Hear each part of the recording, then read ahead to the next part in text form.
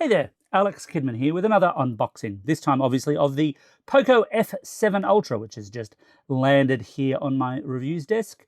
The exterior of the box promises that it has my favourite Google apps, which would make sense while this has come through from Hong Kong, and obviously there is a Chinese model of this phone.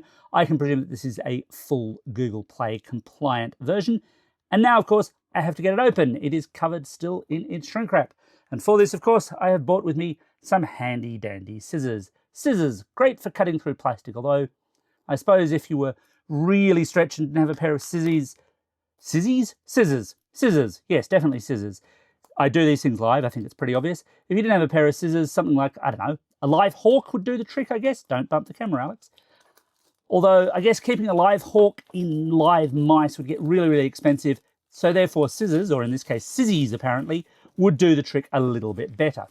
That's got the plastic removed, much less shiny, but of course, much easier to actually get into the phone box. And here we go. And then it fell and crashed into 1,000 pieces. Well, no, not much.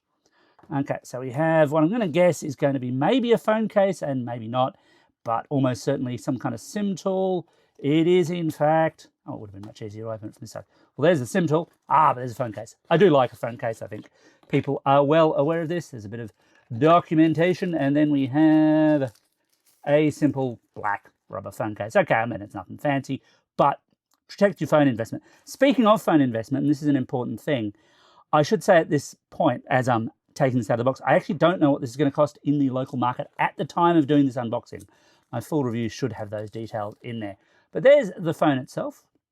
Quite a decent looker. I will just power it up to prove that this is indeed the real deal. I'll power it up as long as it has power and as long as that's the power button, which it is, powered by Android, it says. So, yeah, well, that's going to start its install process. I suppose I should see what else is in the box. It's a reasonably large box. Now, 120-watt charger, but as we can see, not an Australian plug. I shall have to carefully examine this and work out whether or not I want to take the chances of it actually working nicely with Australian power supplies, because certainly when the local models of prior Poco phones have launched here, they've launched here with different chargers, which suggests that there might be a compliance and safety issue.